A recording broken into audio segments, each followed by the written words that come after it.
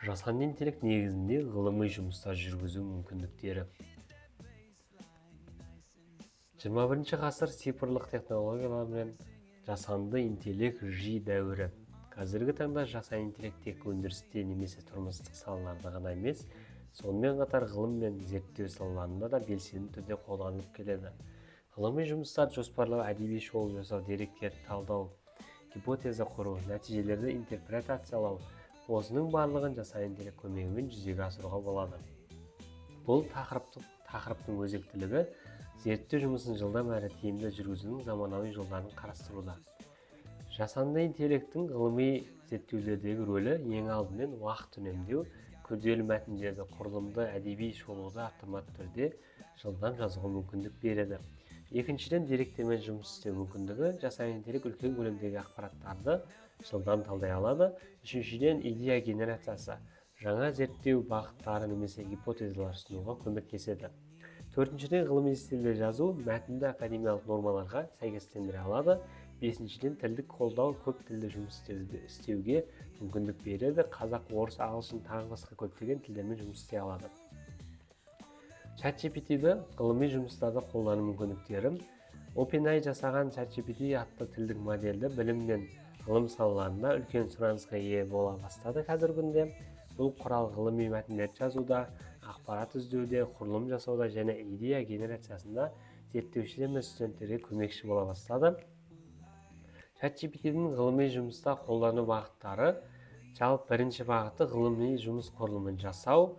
ChatGPT ғылыми жұмыстың стандартты құрылымын кіріспе, негізгі бөлім, қорытынды деген сияқты әдебиеттерден тұратын құрылымды құруға көмектеседі. Ол белгілі бір тақырыпқа жоспар ұсынып, мазмұн логикасын құруда қолдау көрсетеді. Екінші, мәтін жазу және өңдеу. Ғылыми стильде сөйлем құрастыруда, грамматикалық қателерді түзетуде және академиялық тілді сақтауда ChatGPT жақсы көмекші. Сонымен қатар кейбір бөлімдерді жазуда шабыт береді. Әдеби шолу жасау, жасанды интеллект әдеби шолудың құрылымын түсіндіріп, бұрынғы зерттеулерді жинақтауға бағыт береді.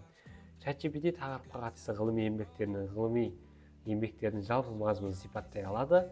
Идея генерациялау және гипотеза құру, зерттеу тақырыбына қатысты сұрақтар қою, зерттеу мақсатын нақтылау және жаңа гипотезалар ұсыну үшін ChatGPT көмектеседі. Деректерді түсіндіру және нәтижелерді баға беру. Егер сіз белгілі бір деректерді сипаттап берсеңіз, GPT оларды талдап, қорытынды жасауға көмектесе алады. Статистикалық талдау жүргізбесе де, ол сізге интерпретация жағын түсіндіреді. Шектеулері мен ескертпелері жайлы айтатын болсақ, GPT дерек көзі емес, сондықтан нақты сілтеме жасауға болмайды, жалған немесе қате ақпарат беру мүмкін, академиялық адалдықты сақтау маңызды, плагиатқа жол бермеу керек. ChatGPT-ді ғылыми жұмыстары қалай қолдануға болады деген сұрағыңыз өте орынды. Төменде нақты қадамдар берсек болады.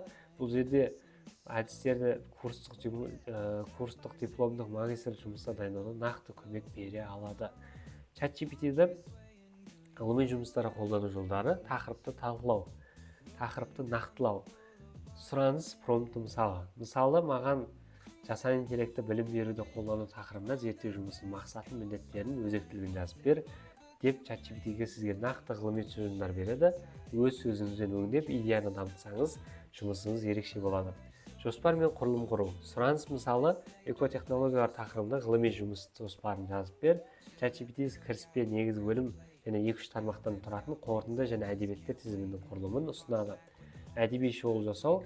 Сұраныс мысалы ретінде сұраныс берсек, цифрлық білім беру туралы ғылыми еңбектерге шолу жасап бер. ChatGPT нақты кітап атауын айтпауы мүмкін, бірақ тақырыптық бағыттар мен шолу мәтінін құрастырады. Сіз оны шынайы дерек көздерімен толықтыра аласыз. Мәтін редакциясы және академиялық тілге келтіру. Сұраныс мысалы мына бөлімді ғылыми стильде, академиялық тілде қайта жазып бер деп мәтінді қосыңыз. Мәтінді сыпайы және нақты ғылыми стильде қайта ұсынады. Гипотеза немесе зерттеу сұрағы құрастыру. Мысалы, экологиялық сананы қалыптастыру тақырыбында зерттеу сұрақтарын ұсын. ChatGPT сізге 3-4 зерттеу сұрағын және болжамды гипотезалар ұсынады. Қорытынды жазу сұраныс мысалы ақпарат технологияларының қоғамға әсері тақырыбында қорытынды жазып бер деп өзіміздің алдыңғы берген жұмысымызды негізгі бөлім мазмұнын бәрін берсеңіз сізге әдемі етіп қорытынды жазып береді. Реферат немесе аннотация жазу. Сұраныс мысалы жұмыстың қысқаша мазмұнына аннотация 100 сөздік сипаттама жаз. Бұл бөлімді көбінесе жұмыс соңына жазады. GPT көмегімен уақытты үнемдеуге болады. Әдебиеттер мен дереккөздер тізімі. ChatGPT сізге нақты сілтемелер бермесе де, әдеби журналдар, әдеби зерттеулер, әртүрлі зерттеулердің тақырыптарын береді. Scopus, Google Scholar, Springer сияқты базаларда нақты әдебиеттерді өзіңіз де іздеп, ары қарай толықтыра берсеңіз болады. Тәжірибе ретінде мақала жазып көрейік. Мысалы, жасанды интеллект тақырыбы бойынша біз ChatGPT-ден мақала жазуын сұрасақ, ол бізге осылай шығарып береді. Біз бұл мәліметтерді өзіміз қалағанша осы мақаланы кеңейтіп, мысалдармен толықтырып, не ғылыми стильде ауыстыра аламыз. Мына жерде қарасаңыздар, бұл жерде жасанды интеллект тақырыбында мақала жазып берші деп жазғанбыз. Бізге осындай мақала, бұл мақала ғылыми танымдық орта деңгейде лайық жазылған, мектеп, колледж не университетке жарайды деп жазған. Ары қарай сіз осы мақаланы оқып, өзіңіздің ары қарай ойлауыңызды немесе нелеріңізді әртүрлі ғылыми стильдеріңіз қоссаңыз, мақаланы сізге дайын қылып береді.